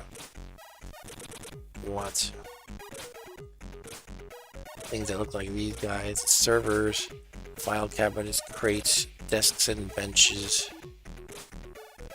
Beds, power transformer, and air conditioner. Okay, I guess those are the ones to focus on for searching. We're going through a gate here, so we're entering where the robots are hanging out. I'll leave that one alone. I don't have any weapon. Okay. Wonder if I should be searching in like these bushes or trees or whatever. Nothing found, nothing found. Yeah, probably not in there. Here's a building. I see things to search in, definitely the beds. Let's find the entrance, here we go. Yeah, let's watch out for the hoverbot. They won't bother us, remember. These are just like pillars, I guess. Chairs. And you can push the weapon, the furniture and stuff too. Which button did I map to that though? I don't remember. It's one of these triggers. Blocked. Yeah, I was trying to push it, but it's blocked. That's what it's saying. Okay, let's search these beds. Another robot. Searching. Nothing found here. Notice it's taking time, the beds. I think probably if something is an automatic, you know, it does not even make sense to search here, it'll immediately give you a nothing found. But if it takes a little time, then it's a potential place to search at. That's my speculation.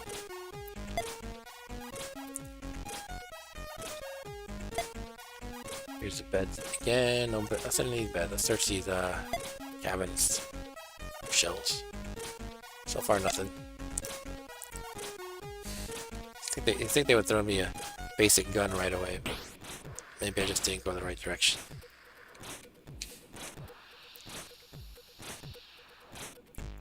The hoverbots can go over the water because they hover, but some robots can fall in. Like the way to trick robots and things. I'm not really sure how to do it yet, but it's supposedly a very kind of cunning, you know, a game where you can use your cunning and plan out clever tricks to lure them into the places that'll kill them and things like that.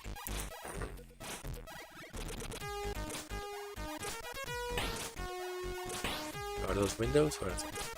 I guess they're windows. Try searching anyway. Okay, I got an immediate response, so that means no searching in there. Oh yeah, there's a pool, we can dive in. Oh, these are probably like supposed to be those, you know, kind of beach, what do you call them? The lounge chairs that they have by the beach, by the pool.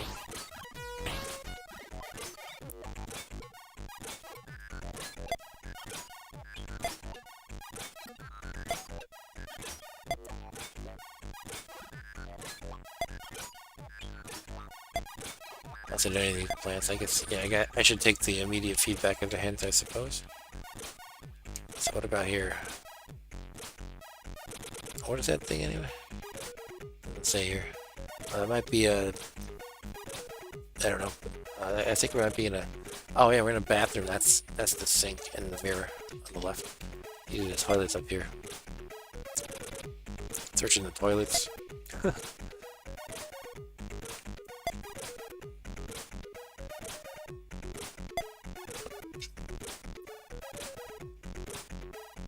Alright, so far nothing interesting. Okay, that looks promising. Alright, we found a med kit. Cool. Now we just need something better than that, like a weapon.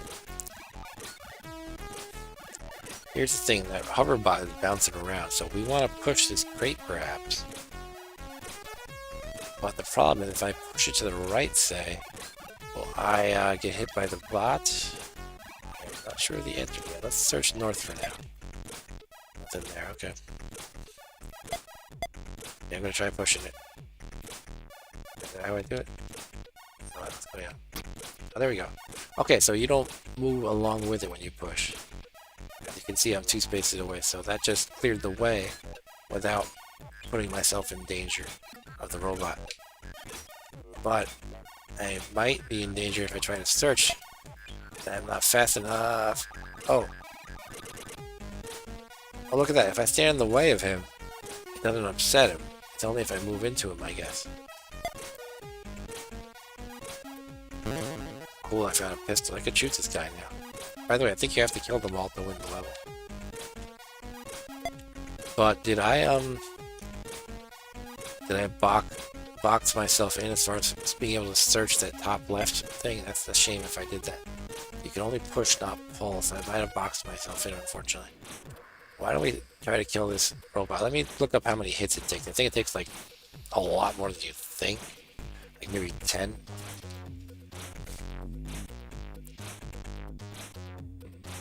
Where did it talk about? Yeah, here we have the hoverbot. Takes 10 shots from the pistol or 1 large explosion.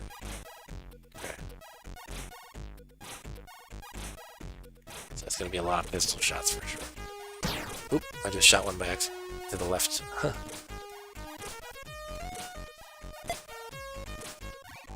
Hey, it's old guy. How's it going, old guy? I thought I was screaming to myself at this point because everybody had left. Yeah, this is the robots game for Commodore 64. I'm trying it for the first time. The pesky robot from the 8-bit guy, exactly. You know this one. Yeah, here it is. Yeah, so I'm just trying this out for the first time, trying to get the hang of it. And the situation I'm in now is I found this gun. It had 100 bullets. And I'm going to shoot this hoverbot that's going up and down, but it takes 10 shots, and I know that it's going to get aggressive when I start fighting it, so I'm a little worried, but I'm going to just try it. Oh, you bought it too, wow. Yeah, this has been the kind of the impetus for me to do this particular homebrew stream, because I wanted to try this particular homebrew game, and I figured I'd try a bunch as well. So I played a bunch of them earlier, kind of free ones, and most of them are kind of not good, but this one definitely looks really good. Anyway, I don't know, should I just go for it? I feel like I need a place to retreat to in case things go bad. No, I'm just playing this on my Raspberry Pi, emulating it with Vice. Alright, let's try it. Ready?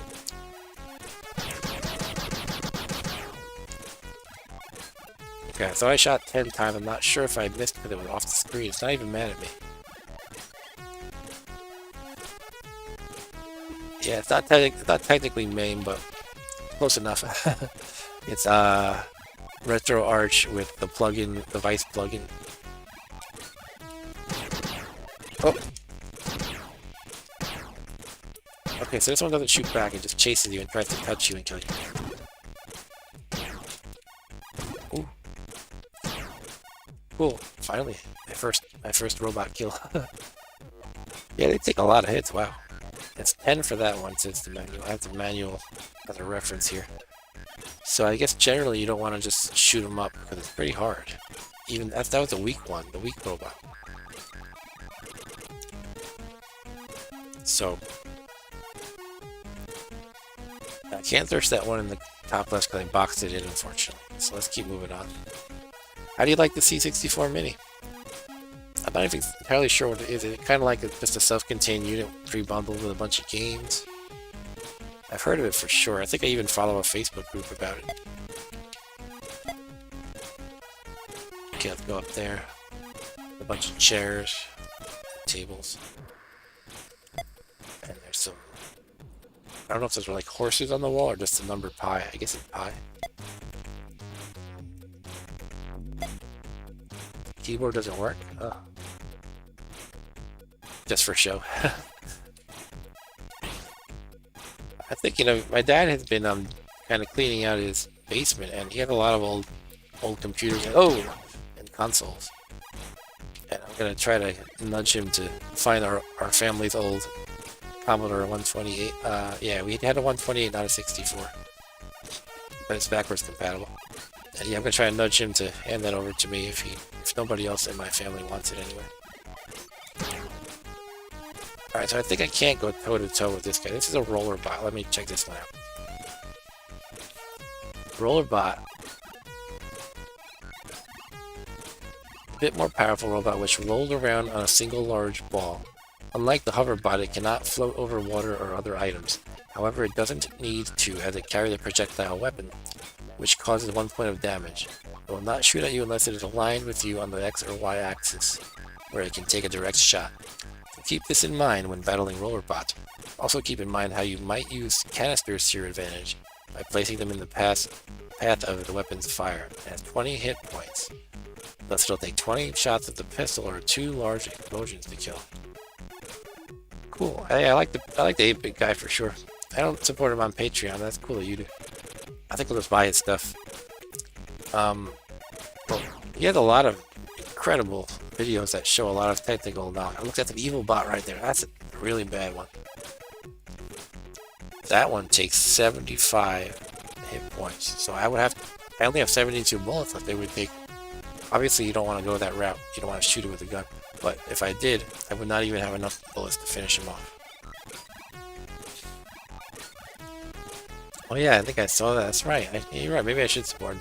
Because he, old guy is saying, folks, that his house got messed up in a Texas ice storm. Yeah, back when, like, it was like a couple months ago, Texas had this really ridiculous weather. My company that I work for has an Austin office, and I know they were having some difficulties there. What is this thing? Oh!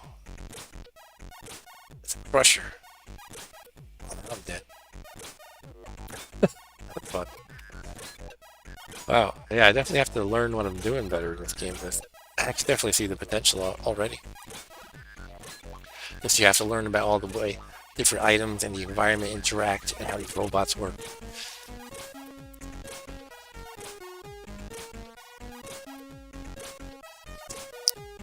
Well, thanks for joining, old guy. I was talking to myself a while ago. I had this I had the computer aimed kind of more in this direction, and I remember we were talking about Iron Maiden somehow, so I had stuck up one of my picture discs on the wall over there, and I was like, this is going to be for old guy when he joins. But it actually fell off. I used like that blue sticky tack stuff, and it fell off in the middle of the stream. So I was like, maybe I shouldn't. Maybe I need a better way of attaching it to the wall. Anyway, I'm going to give this another try. What do I do? You lose. Research lab. 12 minutes. robots remaining 15 and secrets remaining 14. Okay, so I probably found none of the secrets.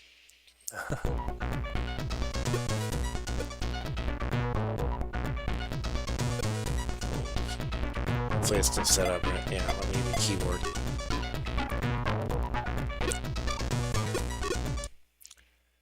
The title screen is much louder than the rest of the game. Alright, so I need to probably find keys, I need to find more items. I need to figure out how to like set up traps for these robots, because I have a feeling like, except maybe the really weak ones, the hoverbots, I think you're basically not intended to ever just shoot them until they're dead.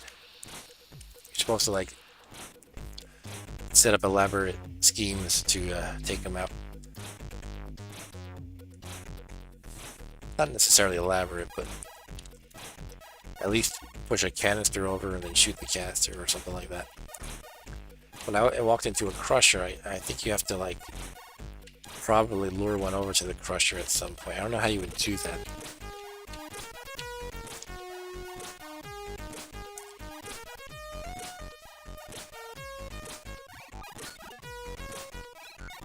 The air conditioner, okay.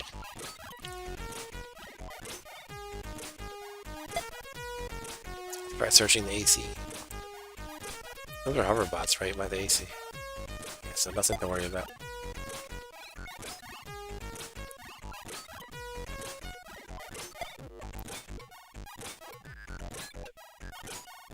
What are these little ones? The little ones are power transformers, okay.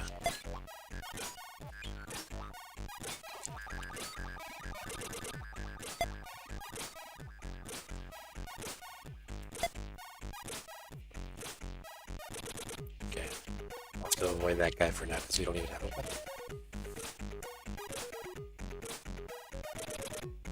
The manual actually has maps of the levels, but I'm kind of inclined to just fool around myself for now. But I just want to show it really quick. I guess you probably see this old guy. Yeah, this is the first level, it looks like. Alright, I'm not gonna cheat too much. Yeah, my subscribers went up a bit. Still pretty humble stream, but you know, it's been going up pretty steadily. Oh, you haven't opened yours yet? Oh, you have an original C64 or any original hardware that plays Commodore games? Because this actually is for PET and VIC-20 as well.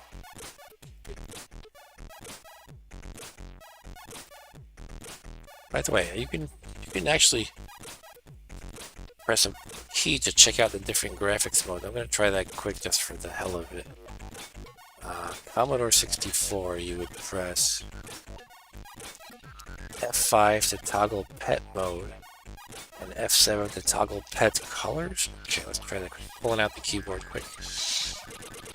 So F5 didn't seem to work. Okay, I don't see either of them working, honestly. Okay, whatever. I won't dwell on it then.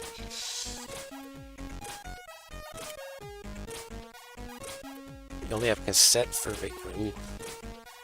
The load times must be horrendous. Back in my day, I would explain to my son. He's actually interested in old computers and stuff, so I feel like I'm not just wasting my breath. You know, I talk about like cassettes on the Atari 800 that we had. Sometimes you had to wait literally like 10 minutes for a game to load. Or maybe at minute 9, then suddenly you would learn that the tape was damaged, so it would like start making a terrible sound like.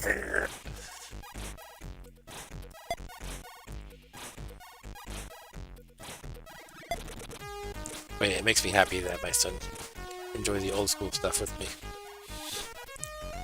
We actually got an Intellivision flashback, and we've been playing some of that lately. Oh. The C64 Deep Silver has C64 VIC-20 and PET. Oh, I don't know what that is. It's like an all-in-one unit, I suppose. Or is it like emulated?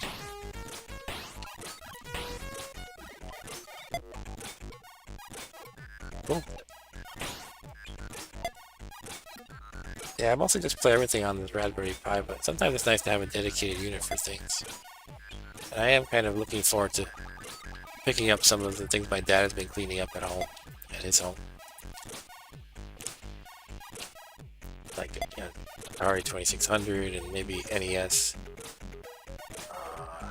TurboGrafx 16, and all kinds of stuff growing up. Atari Jaguar, wow. I think we had one of those too. My dad got it for the family, like after it was past its prime. He got it on clearance at, I think, Toys R Us, but I'm not sure of the store. Basically, he got it at a deep discount. But by then, I kind of, we'll say it was about 96 or so, I kind of moved on to PC games, so I just kind of tried like a couple of games and put it aside. I did not appreciate it, is what I'm saying. He lost an auction for an Amiga 32 CD console. What is that?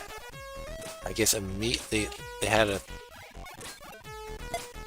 a CD-ROM for Amiga. I never had an Amiga in any form, but it was like kind of coveted. Ooh, found a medkit. Pardon me 1 second.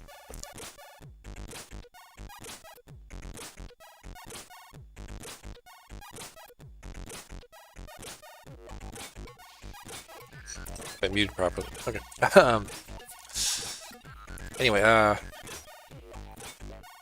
I gotta make it and Amiga game 32 CD. Wow. Yeah, Amiga was something that I always wanted. I mean, I can't complain because my dad pretty much spoiled the family. You know, me and my siblings, as far as how many computers and consoles we had. But I always thought Amiga would be super high tech with amazing graphics. And I think I recall, I believe it was second grade, in which we had to write, the class had to write, like in class we took a moment, maybe it was 20 minutes or something, to just write a little bit about what we want for Christmas. I went to a Catholic high school, so they didn't have to, you know, worry about those who don't celebrate Christmas, I guess. But I wrote an Amiga. You know, come to think of it, I think we just had to write what we wanted and draw a picture. So I wrote an Amiga and I drew myself playing it. And the teacher called me up and asked me, what is this? What is it, an Amiga? And I explained. And it was kind of before the computers were mainstream, so it made me seem like a real, like, you know, nerd or something. Computer geek kind of person. Anyway, that's all I remember about Amiga because I never had one. But I wanted one. And this guy's kicking my ass down. I better run. Oh. So I guess you gotta really be prepared before you get into anything with those guys. Only the level 1 guys. Where did I find that gun before? I can't remember. Let's try to use the item. Let's see. What's my item use button? I tried to map it similarly to the Super Nintendo controller example that they have right here. So it should be... Oh, that's right. Yeah. Start is to use the item. We're going to use a medkit. Looks like I have 24 uses. And we're going to look at my health to see how much it goes up. Okay, so I used 3 uses and it brought me to the top. But I was only down a couple notches anyway. Alright, so you're saying check out Amiga Forever website. You can buy their hardware emulator. Oh, that's cool. And OSs. Wow. Yeah, I'll check that out. I don't know much about it. Like, is there any killer game that's only on Amiga? Did I search all these? I think I did.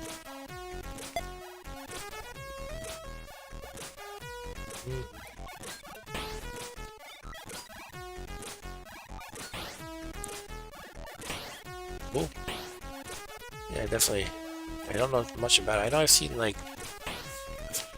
screenshots and probably a few videos, games over the years. And it looks basically like the level of, let's say, the 16-bit era as far as graphical quality. And yet that thing came out when? Like 80, 85, 86? That's pretty impressive.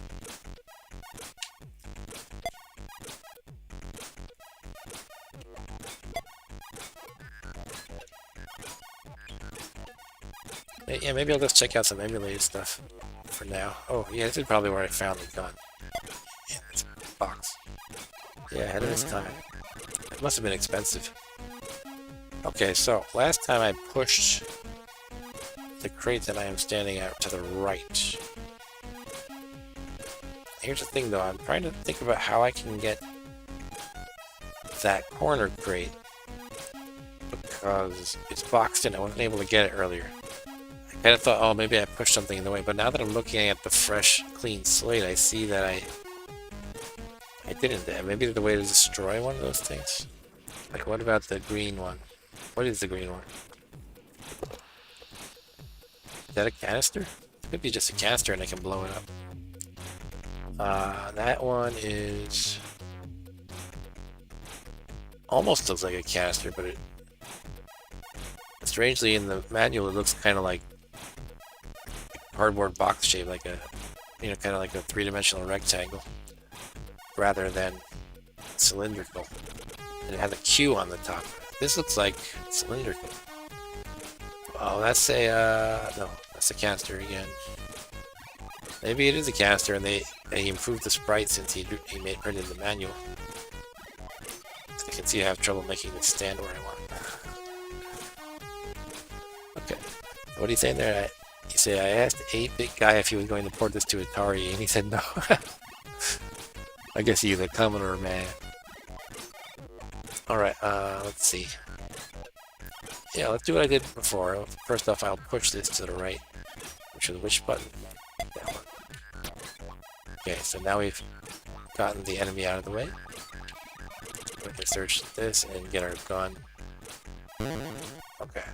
We can search up here and get something. Nothing. Alright, so I'm going to assume this is a canister even though it looks different from the manual, and therefore I'll just shoot upward.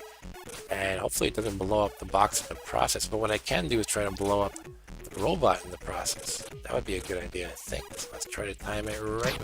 Whoa.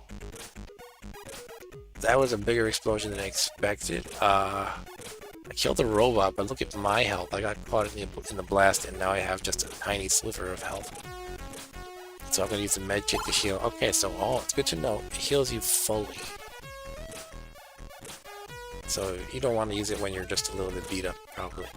But unfortunately, it looks like when I exploded that canister, the crate no longer has anything in it.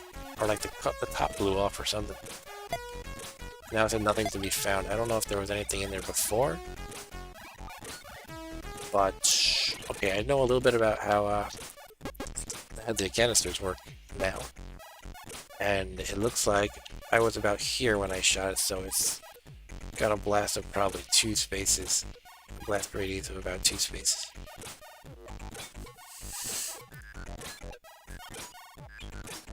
Well, now I'm full on health. I used the medikit. Before I had just a tiny sliver. So, it's a lot of robots to take care of still. Look, there's an evil bot. That's the same one we saw earlier. I definitely don't want to open that door. Here's that jerk. That's the crusher where I met my demise. I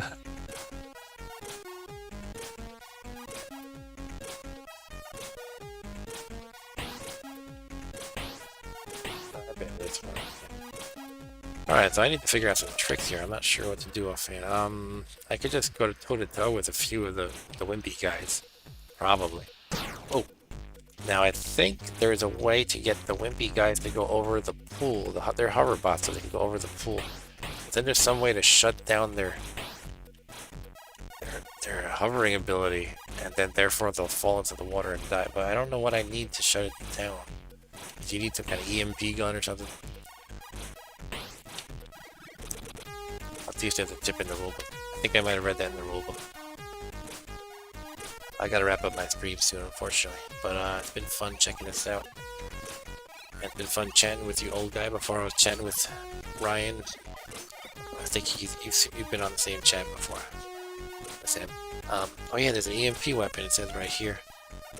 But I don't have it, so I guess I cannot. Yeah, it even gives the example. If you use an EMP while a hoverbot is hovering over the water, it will fall into the water and short circuit. Thus, the EMP can be used to kill a hoverbot by itself when used correctly. Okay. So there's basically a pistol, plasma gun, EMP and time bomb. Those are the weapons. Also a magnet. Okay.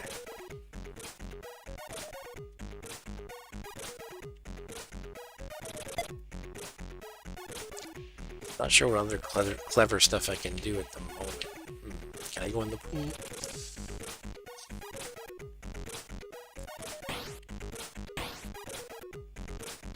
You can push chairs and things, so that's probably involved in some of these tricks. But right now, these chairs are blocked, because I cannot push them in any direction. If there's any obstacle next to them, they cannot be pushed. Oh wait, looks like I did somehow. Oh, you can push. Oh, look at that. So you can push, say, up from the right side. You don't have to only push the opposite direction. So that's good to know. I'm just not sure where I want to place this, but maybe if I can somehow, with the chairs, like kind of herd them over to that crusher. Oh, and there's one over the pool. What if I... Nah, that probably won't work. I could try it. I was thinking maybe if I just block the edge, so they're always over the pool. I don't think that's gonna help though.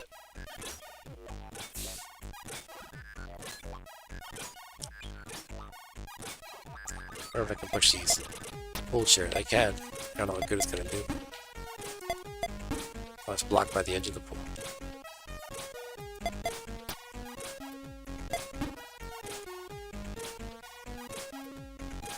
Alright, yeah, thanks for joining, little guy. Don't be a stranger. Good chatting with you. And, yeah, take care. Have a good night. I'll probably wrap up the stream myself, so I doubt you're missing anything. But take care, man.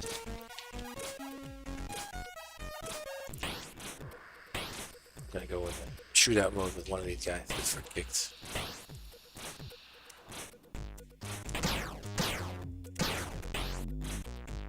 Still not sure if you can shoot them off the screen or not.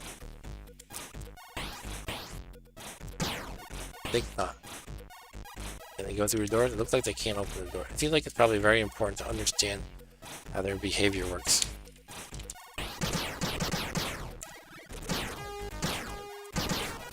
Takes so many hits, wow.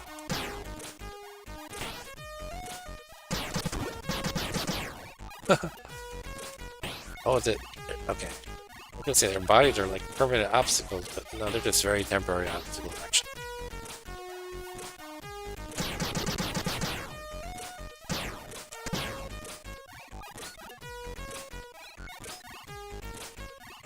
Oh, you can shoot over the chair. What about the table? Yeah, okay. So that's good to know.